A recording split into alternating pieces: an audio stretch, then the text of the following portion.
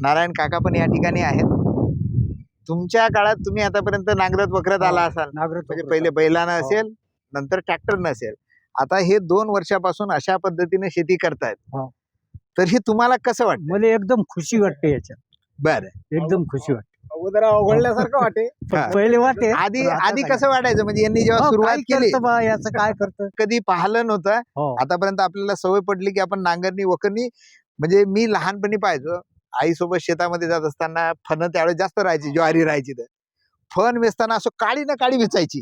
काळा शेत असलं तर आपल्याला आम्ही करमायचं. झाडत जाऊ, हा. झाडत जाऊ, परत झाडायचे ना, झाडाच होतो पहिले. त्या उचलून घ्यायच्या नंतर क्षेत्र पूर्ण झाडून पूर्ण घ्यायचं, झाडून घ्यायचं नंतर ते जळून पूर्ण टाकायचं. पेटून टाकायचं. पेटून टाकायचं. हो. म्हणजे या पद्धतीत किंवा या संस्कारात हो. आपण जगलो. जगू. आणि आता ही जी पद्धत आहे ही मात्र त्याच्या उलटी हे पूर्ण गळाटा दिसते. पूर्ण गळाटा दिसते. म्हणजे पेरणीच्या टाइमला तर एकदमच गळाटा वाटते. इतरांच्या गेल्या काळात वर्षी पाहिलं, जिथं उकरलं तिथेच गांडू, जिथं उकरलं तिथं गांडू.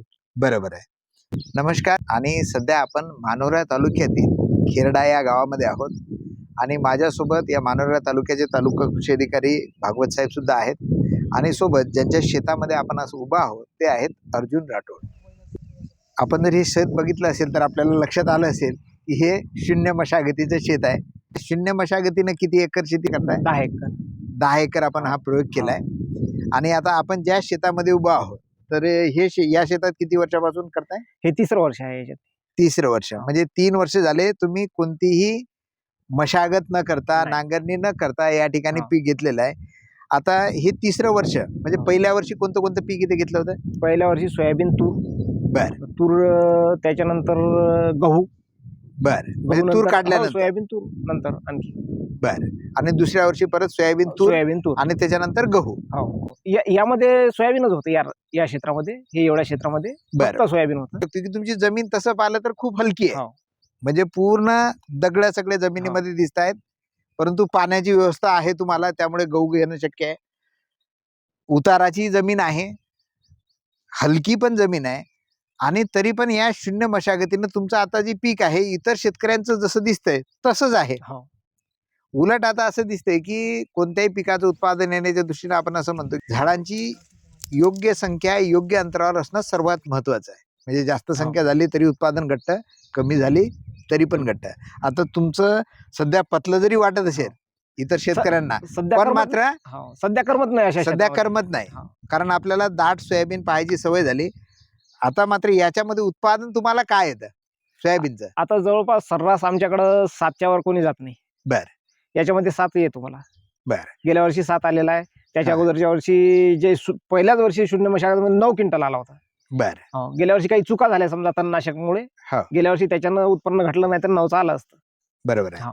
म्हणजे आपण पाहतोय की बरेच जण शून्य मशागत म्हणजे काहीतरी नवीन एखादी टेक्नॉलॉजी आली आणि हा. खूप सारं उत्पादन वाढायला पाहिजे, हा. तर असं हा. नाही. पण आपल्याला तुम्ही जसं सांगताय की इतर शेतकऱ्यांना जो ऍव्हरेज येते हा. तो जरी ऍव्हरेज इथं आला, त्यांच्यापेक्षा 1 क्विंटल शिल्लक येतो. त्यांच्यापेक्षा 1 क्विंटल शिल्लक हा. येतो, हा पण तुमचा अनुभव आहे. आणि 1 क्विंटल उत्पादन शिल्लक येत असताना इकडे खर्च आता किती वाचतोय तुमचा? खर्च आता घरचं सोयाबीन आहे, हा. तूर समजा घरची आहे. त्याच्यानंतर का तणनाशक तर दुसरे कास्तकार तणनाशक टाकून राहिले पेरणीच्या मागच. हो. पेरणीच्या मागचं तणनाशक टाकलेलं आहे. बर. एक तुमचा नांगरणी वखरणीवरचा खर्च वाचलाय, तो किती आला असता? तुमच्या भागात किती येतो? 1200 रुपये नागराचे हा. आणि 400 रुपये वखराचे. त्याच्यानंतर आणखी एक वखर म्हणजे 800 रुपये, 12 आणि 8 2000 रुपये खर्च आला असता. त्यानंतर तुम्ही टोकन यंत्राने पेरणी केली. टोकन यंत्राने पेरणी करताना बियाणं किती लागले? जवळपास 18 किलो, 17-18 किलो आणि बियाणं घरचं का बाजारातलं? घरचं. म्हणजे तो पण खर्च त्या ठिकाणी हा. वाचलाय. टोकन यंत्र किती माणसं लागतात एकराला किंवा कोण करतंय? आता मी करतो, एक मजूर असते माझ्यासोबत. बर. तर 3 एकर क्षेत्र आपण 2 मशीन आरामानं 3 तुम्ही वाजेपर्यंत. आणि मजूर हो. 3 एकर एका दिवशी हो, करताय? घरचं मुलं येतात समजा, ते हातभार लावतात. बर. हो. म्हणजे आता या 10 एकरामध्ये मग 3-4 दिवसामध्ये तुमची पेरणी होते. हो. है ना? म्हणजे त्यासाठी पण तुमचा फार खर्च होत नाही. ट्रॅक्टरनं पेरतो म्हटलं असतं तर कदाचित जास्त खर्च आला असता. त्याच्यामध्ये ट्रॅक्टरनं पेरतो म्हटलं तर कसं, जोराचा पाऊस आला हा. तर पूर्ण दळपून जाते. हा. ते 2 वर्षातून 3 वर्षातून एक वेळा तसं घडतेच. बरोबर. याच्यामध्ये चान्सेसच नाही. तुम्ही रासायनिक खत किती देता? आता रासायनिक 7 एकराला नाही का मी 4 बॅगा दिलेल्या आहेत यावर्षी. कारण की सुरुवातीचेच वर्ष आहे, हलकी जमीन आहे, त्याच्यानं रासायनिक खतही एका दमाने आपल्याला सोडता येणार नाही. बरोबर आहे. म्हणजे 7 एकराला तुम्ही 4 बॅगा हो. दिल्या आणि इतर शेतकरी काय करतात? एकरी 1 बॅग. एकरी 1 बॅग. म्हणजे हो. तुम्ही खत पण आता अर्ध्यावर आणलं. हो. म्हणजे खताचा खर्च अर्ध्यावर आणला, हो. बियाण्याचा खर्च हो. अर्ध्यावर आणला. ओव्हरऑल खर्च आता किती कमी झाला मग? त्यांच्यापेक्षा निम्मे जवळपास नाही ना म्हणता 17-18 हजार रुपये एका एकराला खर्च येतो. हो. तर हा खर्च 9,000 वर येऊन जातो. बरोबर. म्हणजे आता आपल्याला सोयाबीनचा भाव मिळवणं आपल्या हातामध्ये नाही. निसर्गामध्ये फाईट करत असताना उत्पादन किती येईल हे पण आपल्या हातामध्ये बरंचसं नाही आहे. ऐन वेळेवर काही संकट येतं. परंतु हे सगळं करत असताना या शून्य मशागतीने जर शेती करतो म्हटलं, जसे अर्जुन भाऊ या ठिकाणी करतायत, तर मात्र उत्पादन खर्च तुमच्या हातात आहे वाचवणं, जो तुम्ही आता इथं वाचवलाय. आणि हे उत्पादन खर्च वाचत असताना उत्पादन मात्र कमी येतं का? येत नाही. तर ते इतरांपेक्षा तुम्ही सांगता इतरांनी एवढं घेतं किंवा 1 क्विंटल त्यांच्यापेक्षा शिल्लक येतो. शिल्लक पण येतं. तर आपल्याला दिसतंय वाशिम जिल्ह्यामध्ये अनेक शेतकरी आहेत, या शून्य मशागतीने शेती करतात. मानोऱ्यामधले आता तुम्ही आहात या खेरडा गावामध्ये. मी तुम्हाला विनंती करेल, तुमचा नंबर सांगा. म्हणजे कोणाला या एरियातल्या बघायला यायचं असलं तर ते तुमचं शेत बघायला येतील. तुमचं एकदा नाव सांगा, गावाचं नाव सांगा आणि कसं यायचं या गावामध्ये ते सांगा आणि मग नंबर सांगा. माझं नाव अर्जुन नारायण राठोड. यायचं असलं तर मंगळूर आणि मानोरा रोडवर कोल्हारवरून 5 किलोमीटर आपलं गाव आहे, 7 किलोमीटर. माझा नंबर 93-59-77-50-74. म्हणजे आपल्यापैकी कोणाला जर अशी शंका वाटत असेल, कारण अर्जुन भाऊ अनेक असे शेतकरी आहेत, शून्य मशागतीचं नाव काढलं की पहिली एखादी कॉमेंट राहते, हे शक्य नाही. आता तुम्ही मात्र 3 वर्षापासून 10 एकर शून्य मशागत शेती करताय, तर तुम्हाला परवडत असेल म्हणून तुम्ही करत असाल ना. यासाठी काही कोणी अनुदान देतं? नाही अनुदान. याच्यामुळे फायदा तुमचाच होऊन राहिला, खर्च वाचून राहिला. परंतु मात्र ही शून्य मशागत शेती म्हणजे अनेक जणांना असं वाटतं की त्या शेतीमध्ये काहीच करायचं नाही, पडितासारखी कल्पना येते. पण हे पडिताची शेती नाही आहे, यामध्ये काही टेक्निक्स आहेत. म्हणजे जसं तुम्ही सांगितलं की तणनाशक हे वेळेवर मारल्या गेलं पाहिजे. वेळेवर म्हणजे पेरणीनंतर लगेच जर तणनाशक मारलं तर तिथंच काम आपलं आटपून जातं. पण बऱ्याच जणांना ते शक्य होत नाही. शिवाय गडी माणसाची ही शेती नाही. म्हणजे तणनाशक मारायला दिलं गड्याला आणि त्याने कुठे फवारून आला आणि तुमच्या शेतामध्ये नंतर जातं तणच उगवलेलं आहे. हे काय एकरी 10 पंप पडलेच पाहिजे. आणि मग ह्या जर गोष्टी केल्या तर आपल्याला दिसते की यांनी जसं अर्धच आता रासायनिक खत देत आहेत, काही दिवसांना कदाचित असं होईल रासायनिक खत न देता सुद्धा तुम्हाला इतरांनी एवढं उत्पादन येऊन राहिलं. आणि ते कशामुळे? तर आता आपण पाहू शकतो की हे गव्हाचं रान होतं यांचं आणि गव्हाचा सगळा काळ इथं पडलेला आहे. जिथं दाट होता तुम्ही तो जाळून टाकला, जिथं पतला होता तिथे राहिला. पण जळाला जरी असेल तरी मात्र गव्हाची जी मुळ आहेत ती तशीच आहे, जमिनीला बांधून ठेवलेलं आहे. आणि बांधून ठेवल्यामुळे आपल्याला दिसतंय की जमीन जरी हलकी आहे, परंतु जसं आता हे गव्हाचं हे आहे, हे उपट्ट म्हटलं, हे मुळाने बांधून ठेवलंय, भुसभुशीत एकदम जमीन आहे. हे एक रायझोस्पियर म्हणतो आपण, एक जीवाणूंचं जग आहे. ह्याच्यामध्ये साध्या जमिनीपेक्षा मोठ्या प्रमाणात जीवाणू राहतात, जी पिकाला अन्नद्रव्य उपलब्ध करून देतात. म्हणजे अन्यथा जमीन तुमची जर त्या जमिनीमध्ये जीवाणू नसतील आणि बाहेरून किती रासायनिक खत दिलं तर काही फायदा होईल का? फायदा होणार नाही. म्हणजे पिकाला जर अन्नद्रव्य उपलब्ध करून द्यायचे तर जीवाणू पाहिजे. आणि हे अर्जुन भाऊ या ठिकाणी जीवाणूंची शेती करतात, जीवाणू तुम्हाला सोयाबीन देऊन देते. तर अशा प्रकारे ही शून्य मशागत शेती फायद्याची आहे. अर्जुन भाऊंनी जसा नंबर सांगितलाय तर आपण त्या नंबरवर त्यांना कॉन्टॅक्ट करू शकता. त्यांची वेळ घेऊन कधी या खेरडा गावामध्ये येऊन यांचं शेत बघू शकता. उताराची जमीन आहे, अशा जमिनीत तर कधी कधी पीक पण येत नाही, सोबत रिस्क पण कमी. रिक्स म्हणजे आता एका एकराला 18,000 रुपये, आता आपण 4-4.5 मध्ये झालेला आहे पूर्ण. तर आपले पैसे आताच वाचलेले आहे ना. आता अल्निनोचं जे संकट येईल ते येईल, पण आता तर आपण कमी खर्चामध्ये आहो ना. बरोबर आहे. भाऊचे वडील नारायण काका पण या ठिकाणी आहेत.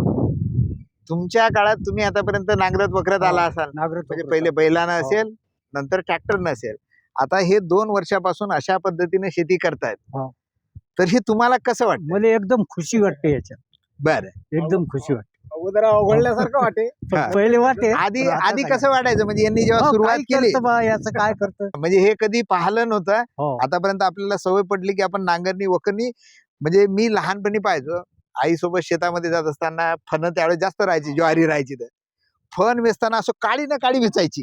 काळा शेत असलं तर आपल्याला आम्ही करमायचं. झाडत जाऊ, हा. झाडत जाऊ, परत झाडायचे ना. झाडाचं होतं पहिले त्या उचलून घ्यायच्या नंतर क्षेत्र पूर्ण झाडून पूर्ण घ्यायचं, झाडून घ्यायचं नंतर ते जळून पूर्ण टाकायचं पेटून टाकायचं. पेटून टाकायचं. हो. म्हणजे या पद्धतीत किंवा या संस्कारात हो. आपण जगलो. जगून. आणि आता ही जी पद्धत आहे ही मात्र त्याच्या उलटी हो, हे पूर्ण गळाटा दिसते. पूर्ण गळाटा दिसते. म्हणजे पेरणीच्या टाइमला तर एकदमच गळाटा वाटते. मी इतरांच्या गेल्या काळात वर्षी शेत- पाहिलं जिथं उकरलं तिथेच गांडू, जिथं उकरलं तिथं गांडू. बरोबर आहे.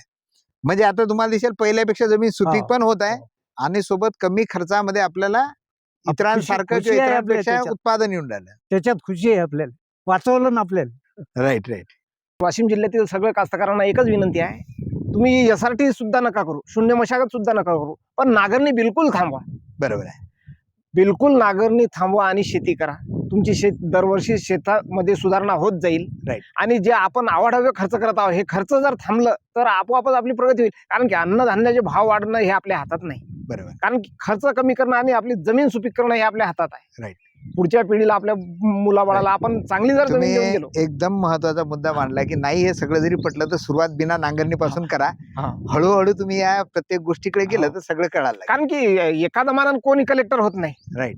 अंगणवाडीत टाकावं लागेल, जिल्हा परिषद शाळेनंतर पुढचं शिक्षण घ्यावं लागेल, तेव्हा Right. समोरचं कोणी ऑफिसर बनल, कोणी चपराशी बनल, कोणी कास्तकार बनल, कोणी काही ना काही बनल. कारण बरोबर. सुरुवात तर आपल्याला करावी लागेल. राईट. कमीत कमी नांगरणी थांबवावी. नांगरणी जर थांबवली तर हे जे एवढे समस्या येऊन राहिल्यात, खर्च शेतीवरचं खर्च जे वाढत आहे, ते खर्च जे वाढत आहे ते थांबून जाईल. बरोबर. आणि आपलं पीक जर चांगलं आलं तर माणसाला चांगलं जर खायला भेटलं तर तब्येती सुद्धा चांगल्या राहील. नक्कीच. हे जे तुम्ही काम करता हे खूप पुण्याचं काम आहे. म्हणजे तुमची शेती पाहून तुमच्या गावातले काही लोकांनी अशी करायला लागले, या परिसरातले मानोरा परिसरातले असे करायला लागले, तर तुम्ही किती जणांचा किती खर्च वाचून राहिले? तर खर्च तर माझं प्रत्येक कास्तकाराला असं म्हणणं आहे की तुम्ही जास्त करू नका. एका एकरावर करा, त्याच्यातले बारकावे पूर्ण समजून घ्या. हे शेती पाहिल्यानंतर तुम्हाला कसं वाटतंय? निश्चितच सर, म्हणजे जुन्या काळात जी आपली शेती होती, हं. आपण भरपूर प्रमाणात कल्टिवेशन करायचो, नांगरणी वगैरे वखरणी करायचो. अजूनही आपले सर्व शेतकरी त्याचा वापर करतात. परंतु आता एकंदरीत आपली जी नेक्स्ट जनरेशन आहे किंवा पुढची पिढी आहे, तिला जर आपल्याला एक चांगली जमीन द्यायची असेल, हा. तर आपल्याला निश्चितच हे शून्य मशागत शेतीकडे वळणं खूप गरजेचं बरोबर आहे असं मला वाटते. Right. आणि या शेतीकडे पाहून असं वाटत आहे की आपण त्या दिशेनं आता मार्गक्रमण करत आहोत. बरोबर. इतर शेतकऱ्यांनाही मी असं आवाहन करू इच्छितो की आपण सुद्धा एक आपली जेवढी शेती असेल त्यातला छोटासा पार्ट आधी स्वतः प्रयोग करून बघावा आणि त्यानंतर आपली सर्वच शेती तुम्हाला एक कळेल की कोणत्या प्रकारची असे टेक्नॉलॉजी आपल्यासाठी उपयुक्त आहे, ते आपल्या पूर्ण शेतीमध्ये अवगत बरोबर करायचं. आहे. आणि यासाठीच म्हणून आता तुमचं गाव पोखरामध्ये आहे, Yes. हे ना? तर पोखरा अंतर्गत वर्ल्ड बँकेमार्फत किंवा नानाजी देशमुख कृषी संजीवनी प्रकल्पामार्फत अशा प्रकारच्या शेती करणाऱ्या शेतकऱ्यांना प्रोत्साहनपर अनुदान पण दिलं जातं. एका हेक्टरला 5,000 रुपये. आता तुमच्याकडे जर 5 हेक्टर जमीन असेल तर 5 हेक्टर गुणिला 5,000 म्हणजे 25,000 सुद्धा अनुदान मिळू शकतं. म्हणजे माझी आपल्याला सुद्धा विनंती आहे की आपलंही जर गाव पोखरा अंतर्गत असेल तर नक्कीच याचं प्रॅक्टिकल पण आपल्या शेतामध्ये करून बघा आणि जर चांगलं वाटलं तर वाढवा आणि सोबत अनुदान पण शासनामार्फत जे मिळतं तर ते पण आपल्याला घ्यायचं आहे. कारण ही काळाची गरज पण आहे. म्हणजे अर्जुन भाऊचा आपल्याला आदर्श घ्यावा लागेल की हे जे पोटतिडकीनं बोलतायत तर हे फक्त बोलण्यापुरतं नाही आहे, भाषणबाजी नाही आहे. स्वतःची 10 एकर शेती या पद्धतीनं आता करतायत आणि इतर शेतकऱ्यांनी पण या पद्धतीनं करावी यासाठी त्यांना प्रोत्साहन पण देतात. तुमचे खूप खूप धन्यवाद.